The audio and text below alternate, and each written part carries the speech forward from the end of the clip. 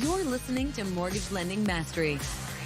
Get the knowledge you need to advance your mortgage practice quickly and efficiently from Jen Duplessis, America's mortgage mastery mentor with over 37 years of experience and over $1 billion in lifetime fundings.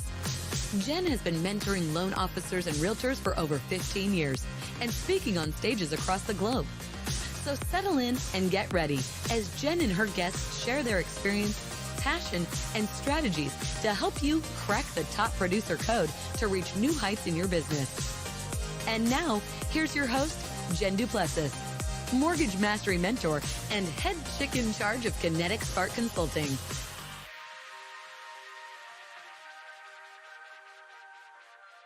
Hey there, everybody. Welcome back to Mortgage Lending Mastery. I'm your host, Jen Duplessis. I want to say thank you. Thank you for taking time out of your busy day to join us here again today. And, as I always say, I'm so grateful that everyone continues to listen to this podcast 9.5 years in the running, 9.5 years. And I love that everyone continues to listen. I love that you're paying it forward to your real estate partners and your company, your LOAs. Everybody can learn from this. So I appreciate that you do that and love the comments that you're always sending to me. So keep them coming. It keeps me, excited about what I'm doing here. So today I want to welcome our guest, Michael McAllister. He is an accomplished entrepreneur and visionary in the mortgage marketing. So we're going to be talking a little bit about marketing today. He's the founder of Empower LO, a leading marketing company that has transformed how loan officers connect with their borrowers and grow their business, specifically connecting with the borrower before they get to the realtor. With the strong grasp of loan officers' challenges from his background of being a loan officer, he knows exactly what it takes to get consumer direct. And so he's built this beautiful platform for you to be able to utilize. So that said, Michael, I want to start off with what's going on in today's market. I mean, the first thing that resonated with me is lead generation. Why would I want more leads in today's market, given the fact that if I were a loan officer, and I hear this from all of my coaching students a lot of the times, I have 100 pre-approval letters sitting in my, my computer, but no one can find a home. So where's the benefit in us continuing to, and because we all need leads, I get that. We also have acres of diamonds in our database, right, that we could be using. But why would we want to do this particular type of marketing that you're suggesting that people do in today's market? Yeah, I mean, at the end of the day, like what we advocate is consumer direct marketing direct to consumers, and lead generation is definitely a piece and a component of that. But you got to have the right systems and processes in place to be able to benefit from that. And for a lot of loan officers right now, their number one focus is the limited inventory. And maybe sometimes it's not even the limited inventory. It's this like waffling that's going on with every buyer that's got a pre-approval letter in their hand. That's like, oh man, should I pull the trigger right now? Should I wait for rates to go down? Right. And that like lead generation doesn't necessarily solve that. It just gives you more opportunities, gives you more at bats. So if your infrastructure as a business is set up to be able to handle a high volume of opportunities, then you want to take in as many of those opportunities as you can, because at the end of the day, some people are buying and some people are winning in this market. And if you don't have, the way I look at it, if you don't have your fishing line in the water all the time, then you're never going to be one of those some people that's winning. You know what I mean? Yeah. I love that. I love your fishing line thing, because I did some snooping on you online, before me. I know you like to fish, so I love that. I think it's great. Yeah, I mean, really, this is a numbers game. We've said that 1,000 times. I prefer to call this client acquisition as opposed to consumer direct marketing, because there's no rule book. There's nothing in the 45. Oh, I always say the 4506, the 4155 for FHA. There's no rule book in Freddie and Fannie that says loan officers can only get referrals from realtors. There's absolutely nothing that says that. And so I don't understand why loan officers generally are waiting for realtors, always targeting just a realtor, not other, types of businesses, because there's life events happening, regardless of whether rates are great or not, and values are there, or whether there's, inventory. And it always just baffled me, and still continues to baffle me, why loan officers are constantly shining this flashlight on real estate agents who do 20 deals a year, maybe 100 if they're really, really, really good, right? And there's no way that you're going to get your numbers up to doing 100, 200, 500 loans a year if you're focusing just on real estate agents. So why not go out and get your own, client acquisition, and then you can choose from the pick of the litter. So I want to ask you about this. This is, and actually I'm going to lead, it's a lead on question, somewhat of a lead on question. We'll see what you respond to. Once a loan officer has a lead, right, an opportunity with a client, and they've had the opportunity to chat with them, and we'll talk about that a little bit later, but they've had the opportunity to chat with them and they're ready to send them to a real estate agent. Tell me, from your perspective, who do I pick? Where do I go? How do I make that decision? And when do I make that decision?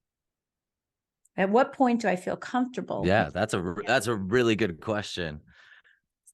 I think, the number one question that comes to my mind is how often is this happening for you? Is this something that you need to create a process behind and internally, right, in your business that says, okay, I need to make sure I'm tracking who I'm sending deals to and when I'm sending it to them, because I've got enough of them that I want to be strategic about it, right? Yeah. I think most loan officers overcomplicate that question when they have one, maybe two a year to be able to give out. Like if you have one or two referrals to be able to give out to an agent a year, you better be doing it to your best agent friend that is giving you the majority of your business. Like you better not be playing around with that, trying to use it to leverage and open other doors with relationships. Like if you get one or two opportunities to refer business out every year, you should be sending that to your best freaking friend that's in the real estate industry, as far as I'm concerned. Yeah, and then it's different if you have a system for generating that consistently. Then there's some more strategy in it. Then there's the cost of there's conversations about even what I would consider like an inverted MSA or like reversed cost sharing, right? Where there's the potential that if you're marketing consumer direct and spending money in a certain area, that you can go and approach a real estate agent the same way a real estate agent approaches you to split Zillow spend. You can have that same conversation with them. So obviously, if you're having that conversation, then that's going to kind of without going quid pro quo, then that's going to influence how you decide to refer out clients going forward. So at the end of the day, like I said, most loan officers don't have enough to where they should be trying to play the strategy game and trying to like squeeze everything that nurture your relationships. If you only get a couple of these opportunities a year, you are a referral based loan officers, and you do not want to burn the bridges that you've built that are feeding your family, basically. Yeah. I'm so glad that you agree with that. I mean, agree with what I was leading into. I'm so glad that you agree with that because, I've heard loan officers saying, well, I'm going to buy my way. I passed, right? Right. Yeah. Well, yeah, good point. Yeah. That I'm going to buy my way into this relationship. And I have news for you. Those realtors are just going to squash you. They're not even going to give you the time of day. They're going to say, thanks, that's really good. But, I have people that I have business with. And I promise if your real estate agents that you do work with get wind of it, they will leave you in a heartbeat. They'll say, you know what, forget you. Yeah. So I love that you're saying, look, if you've got a small amount, then go with, your relationships. If you start building that up and you start seeing that, I would start with my relationships too and say, how can we go higher together? And then start branching out into different opportunities and things like that. As far as lead generation goes, one of the things that tech has brought into the mortgage space, and maybe NMLS will get their act together one day soon, for us to have the opportunity to have licensing in a multitude of states. Now, obviously, if you're a bank, you got it. If you're not, that's where the challenge really comes in. How in your perspective, again, is, client acquisition or consumer direct marketing changing or not changing based on the fact that so many loan officers have the opportunity to lend in various states? And then what do you say about the person who doesn't have that opportunity? Yeah, awesome question. Awesome question. We have some clients that, when they come on board, they don't want to market outside of a 5 to 10 mile radius from where they live or where their office is. And then On the flip side of that, our biggest client is a Fairway branch that is marketing in 20 different states and has built that license like portfolio, I guess is the way to put it, right? When you're a state licensed lender, you're building a portfolio of licenses essentially, because you're right, the CE requirements vary from state to state. I mean, they did something with the multi-state testing standard. They did like something to kind of help address that, but it still is way too cumbersome of a process when you consider the companies that have the FDIC charter and are able to just come in and bring in McDonald's line cooks and slap an NMLS number on them and send them on their way. Pretty crazy.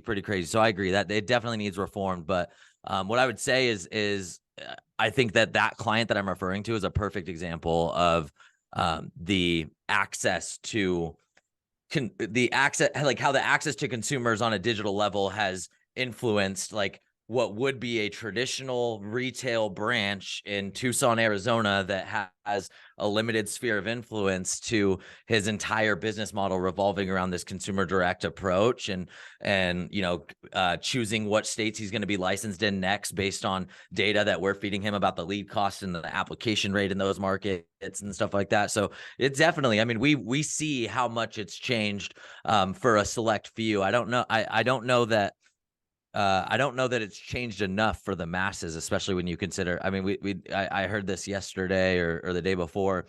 Regulation favors the incumbent, right? So at the point that like we as individual loan officers have a crazy amount of like regulatory hurdles to being licensed in 40 or 50 states, the companies like Quicken Loans, right, and Veterans United that have been around for a long time, like they're the incumbent, they're favored in that setup. It's hard to pierce that. And so, we definitely see dents being kind of applied to the armor of those big companies and the licensing requirements that favor them. But at the end of the day, the answer is it's still definitely affected. Our client's ability to expand is 100% affected by how cumbersome it is to get licensed in other states, even with the multi-state licensing standard. Yeah. So what are you, that's really good insight. And I wouldn't say it's political, it's bureaucratic. When you talk about lending, it's more bureaucratic than it is political.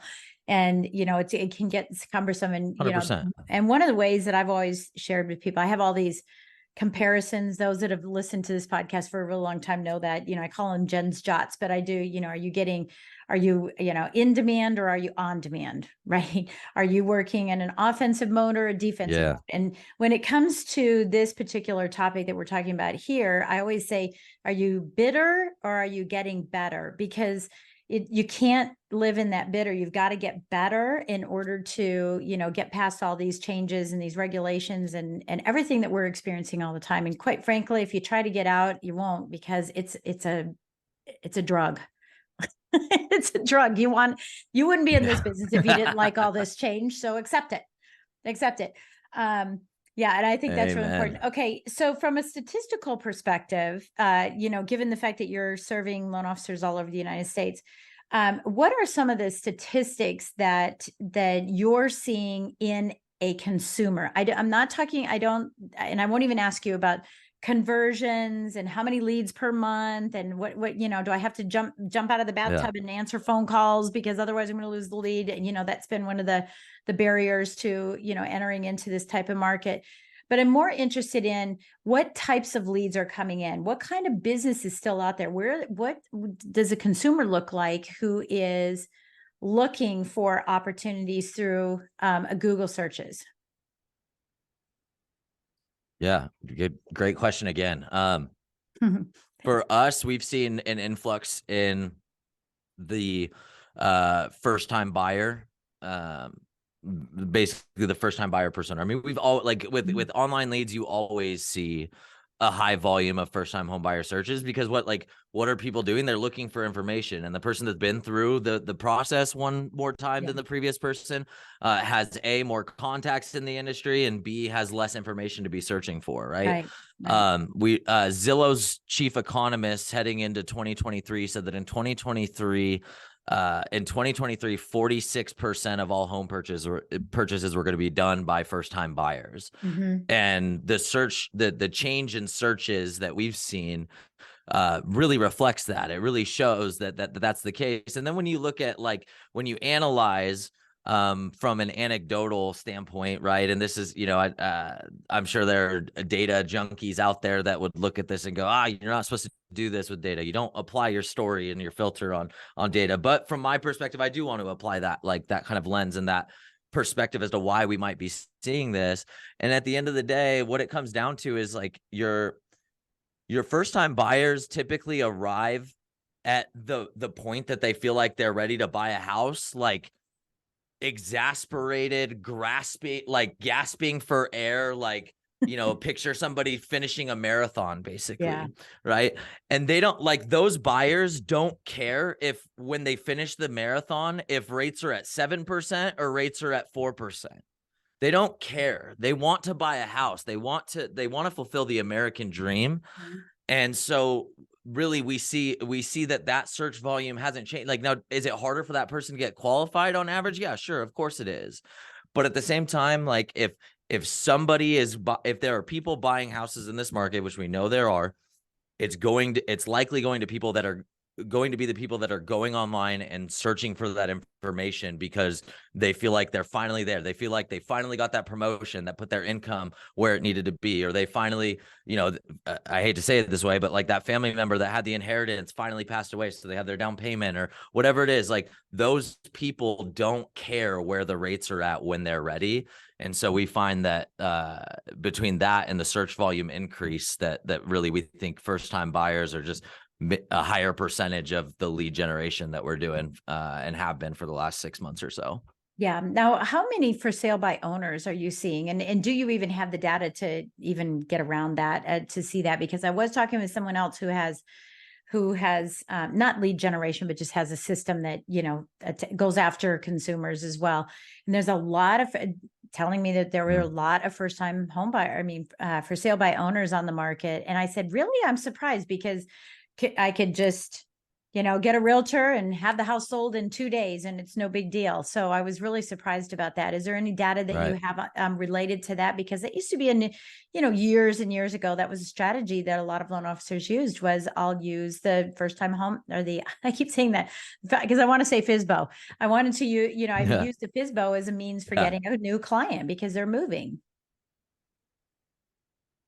Yeah. Yeah.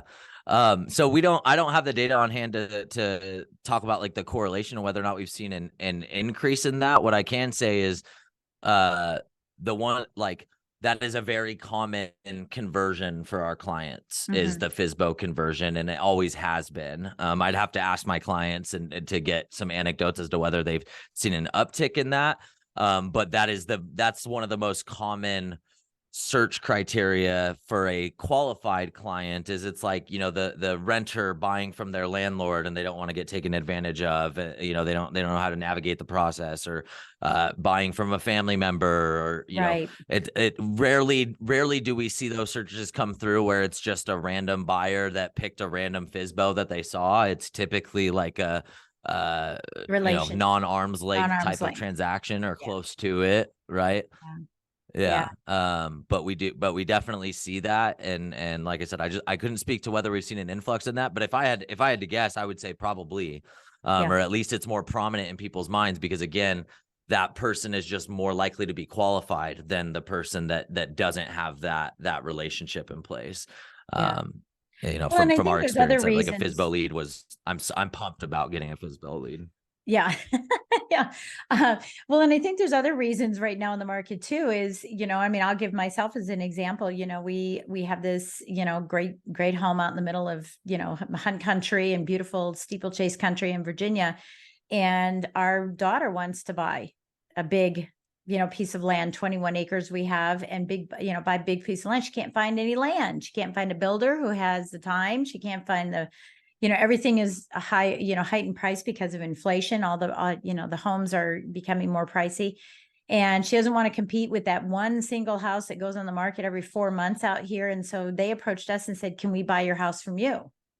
And we said, sure, you can buy your house from us. However, where are we going? Right. So now we have that concern. Yeah, right.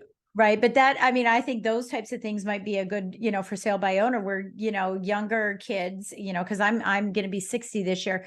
Younger kids are, younger or older millennials are now saying, hey, maybe we'll just buy mom and dad's house and then we'll renovate it so it's our house. And then we don't have to go through this, rigmarole. So, I was curious to see if that's happening because I am finding it in some areas. So this begs the question, if right now, and I know this is ebb and flow and things change, but right now, most of the people that are coming through lead generation are first-time home buyers, then does it make sense for every loan officer to be involved in this if first-time home buyers aren't their niche? And specifically, if they say, oh, I love first-time home buyers because I can do an FHA and I can do 3% or 5% down, but they don't have their hands wrapped around all of the other products that are available. Is it to their benefit to even consider doing this mass quantity of what the market currently holds if their expertise is in jumbo? I mean, I think if your expertise is in jumbo and you're in a financial position where you can continue to like go into a conversation with a marketing company and say, my expertise is in jumbo, and not say, I'll take what I can get right now at this point, then yeah, probably not. I mean, and if you were going to do it, I'm not saying I'm not saying that there's no PPC solution, no pay-per-click Google ad solution that would be a decent fit for you. But as far as what we do, and as far like what we're doing is we're trying to take market share from Quicken Loans. We're trying to take market share from Veterans United. So unless it's a campaign that they're running, you're probably not going to see us running it for our clients. That's our guiding, like our Northern Light. We've had clients request more nuanced stuff than that. And on a case-by-case basis, we even, will consult and entertain that a little bit. But at the end of the day, what we want to do is we want to prevent those buyers from getting into the hands of call center reps that don't have their best interests at mind. And at heart. And so that's what we're focused on. So yeah, and using that local expert. And that's exactly using the local we've expert. been preaching for years and years and years is using that local expert, and it will continue to be that way for, extended period of time. So I know you have Empower LO, which is a lead generation, I want to say magnet, but it isn't. It's a lead generation software. But you also have, sort of done a little bit of a shift, and I know you call it high level, but we'll, I'm going to rephrase it if you don't mind just for a moment. But it's a one-stop shop. It's an all-inclusive, all-in-one, where we're not just going to provide you with leads. We're going to provide you with leads. We're going to create a funnel. Now, this is a new term for a lot of loan officers. They don't understand funnel. They understand email campaign. They understand drip campaign, but a lot of people don't really understand the concept of funnels. And I'm not going to go into that in this podcast because we don't talk about funnels, but, and I use funnels. I know you use funnels, but this is an opportunity to not do the one and done. That's really what we need to have people understand is I get a lead. I made a phone call. Hopefully I made 3 or 4 or 5 phone calls, and maybe I sent an email, and doggone it, I didn't get the deal, and I'm done. So talk to us a little bit about what you're doing beyond the Empower LO, which I know is an option if someone just wants leads, that's fine. But you would prefer that, hey, look, if we're going to work together, let's just work together at a higher level. Let's make sure that we are gobbling up every little opportunity that we can to help out in the marketplace. So tell us a little bit about that service and what some of the features are of that service that would take some stress off some loan officers. Yeah, for sure. So, so I would refer to like what we've been talking about on the lead gen side. We call that core, as in it's our core product internally. It's what got us to where we are and has gotten our relationships with loan officers where they're at. And then Empower LO would be our white labeled version of the software platform high level. And that And the white label carries with it a bunch of support layers that are specific to loan officers that are awesome, whatever. But what does that software do? Like, and what is that, like, our combination and our collaboration with loan officers with that software look like? Well, you hit the nail on the head as far as the one and done mentality. I heard somebody recently say most loan officers run their business like they're not sure they're going to be a loan officer in 3 months. Yeah. And I like, it hurt. It hurt. That felt so true. Like, I had identified with that so much from even when I was a loan officer, of like, man, why didn't I just make decisions like I was planning on being in this business longer than I was, you know?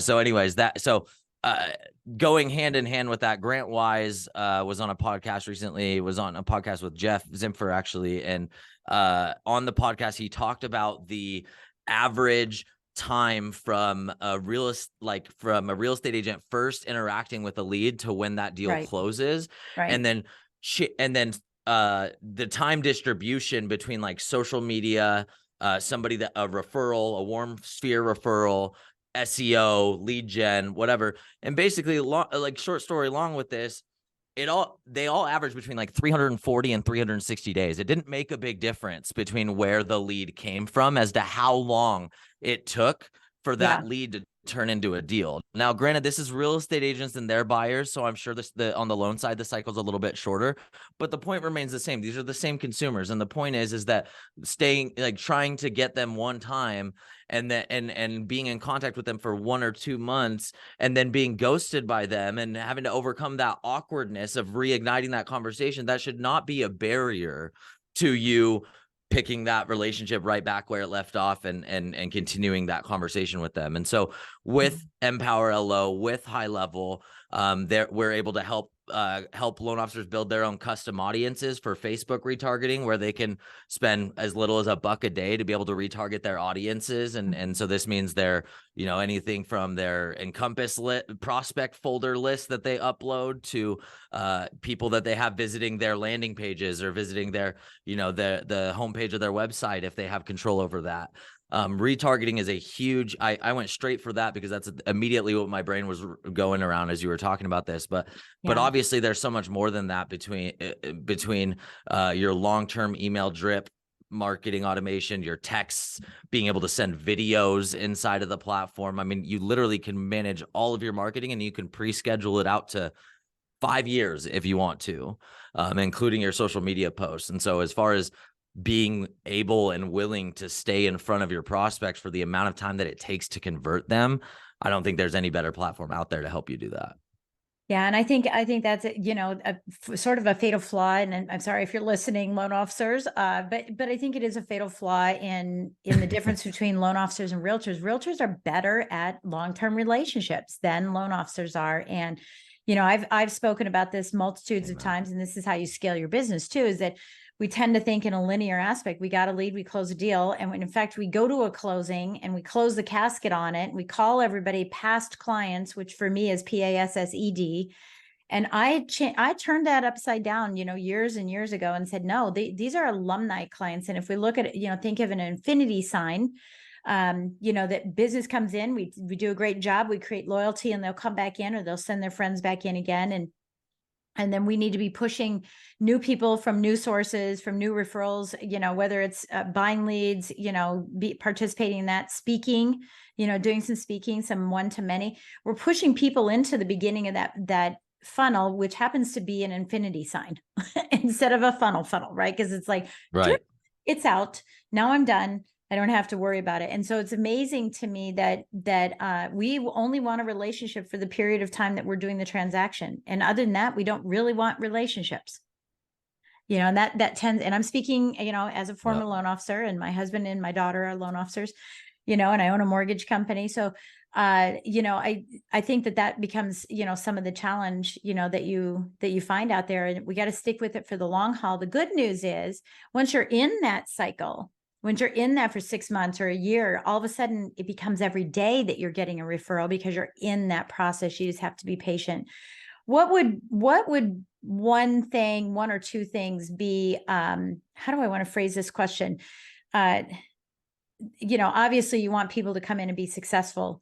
there will be a grouping, some number of loan officers that come onto this platform and are not successful. Tell me why. Yeah. Ooh, great question. Loan officers that are not successful, why would they not be successful? Lack I of sales um skills, lack of to put service, something. Yeah. yeah, no, I mean, I would say it's a lack of like a lack of understanding on what you should be doing with the time that we help you free up. Right. So a Mhm. lot of loan officers get a lot of loan officers will not do the activities that they should be doing to grow their business. And when you look at their week in hindsight, you can point to a lot of tasks and administrative things that they're doing, or even marketing things sometimes, like, but it's like marketing administrative. It's like top of funnel before top of funnel, almost like crazy, Right. super too in the weeds type stuff that they're working on. And then when you take that off their plate, a lot of the times there's this lull, this period of time where they don't know exactly what they should be doing with that. Oh, wow. Well, this is like what my business has looked like for my entire career. You know, I Yeah. don't know what to do with it at that point. Yeah. And so I think that's really one of the pieces that we're trying to solve and helping loan officers implement something like this, is understanding that it's just a leverage tool. And a leverage tool is only as good as what you're going to do with the time that you free up. Yeah. And so trying to drive some understanding and help provide solutions around that. You know, you brought up the leveraged play of like being able to speak or run classes to a ton of people. Like, that's one of the first things that I tell loan officers: if we free up a bunch of time for you, like, you got Go to get figure more out how to get business. out there and start running some classes in your market or online and Become go an get more expert. business. Exactly. Yeah. But I think Yeah. a lot of loan officers are just so used to being stuck in that reactive cycle that they, when they do free up that time, they have no idea what to do with it at first. Yeah. Well, I call that, when I'm speaking, I call that eating soup with a fork. Right. Oh, that's awesome. I'm gonna use that one. Yeah. I mean, that's really what it is. We get in this habitual, pattern of doing busy work and doing things that we think are going to be, moving the needle in our business, and they're not actually doing that. And it's funny that you said, what do I do with this free time? There's so many, even my clients that have been very successful. One of my clients, she went from doing 5 to 7 loans a month to doing 32 loans a month. So she's now making over $1 million a year. She's doing $100 million in production. And she's like, I don't know what to do with my time, and I just had a mastermind in Florida a couple of months ago. And I have another client. She's like, well, now that I've, done all the things you told me to do, Jen, and we worked at now what do I do? And I go live your life. You can go live your life. You can grow your business even more. You can find Yeah. alternate forms of income, revenue streams, become a real estate investor. And this is really, it's interesting that you're saying that. I'm glad that we're having that conversation, because my signature speech, no matter where I go, is stop working in and on your business and start focusing and living above and beyond your business. And this allows you to do that. It allows you to say, well, why am I in this business, instead of the mundane of in and on all the time. And it just drives me crazy when I see people doing this. So, so here's what I would say, for you listening is, this is a great tool to bring in more money. It's also a great tool that if you're not prepared and you don't have the systems in place to handle what potentially could be this more volume, you need to be aware of that. Thank God for the pandemic, because all of us learned how to handle more volume. But was it chaotic volume or was it systematic volume? And you have to be sure about that. And then the other thing you probably want to think about is you're contemplating, hey, is this a product that could be beneficial for me? Is what will I do with my time? What is the purpose behind getting this? Is it just money? Because that's short term. That's going to be short term. In the long haul, if you don't have a strategic plan to have a scalable business, which is why I'm called the scaling architect, right? There's a reason for that. So you have to have that vision of what am I going to do and what will it free up for me to be able to do, so that I'm not chasing, but rather attracting clients so that I get time, to live my life the way I want to live it. So I absolutely love that. So what is the best way for Michael, if people want to explore opportunities with your program, what is going to be the best way for them to do that? Is it a link to a website? And of course, we'll have any links, below here, but is it a conversation? Is it a masterclass to learn a little bit about it? Do you hold webinars every week? What, do you have a YouTube that says, here's, before making a phone call, here's what we want you to do? Yeah, so we have a pre-recorded demo and a 14-day free trial that we're getting ready to close up, but we're leaving open only for your listeners on this. So you're going to want to click the link that we give Jen, because if you don't click that link, there's a chance that you come back in a week and we don't even offer the free trial anymore. We're going to only paid onboarding. And so if you want to try it out, you definitely want to follow the link. But there's a video demo on the page that'll give you kind of a light walkthrough. The trial is a free 14-day trial. We've got a YouTube channel. We've got Facebook. If you Google Empower LO, we're not hard to find. You might have to change, do the little, like, did you mean Empower login? No, I didn't. I meant Empower LO. Google, you just don't understand what an LO is.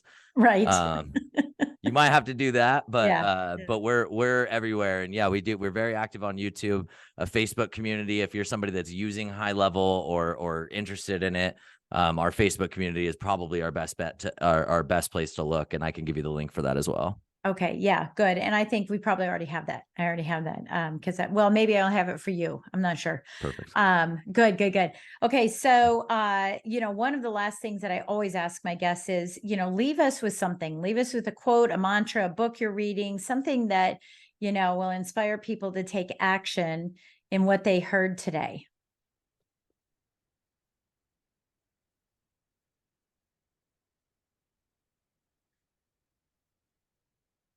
And just so everybody knows, we're still here. He's thinking. Yeah. I'm thinking. I want to make this a good one. Yeah. So we talked about the word funnel. I'm going to use that word, but separate it from digital really quick. And I'm going to say, understand that, I'll remove funnel. Understand the steps in your sales process and understand where your bottlenecks are.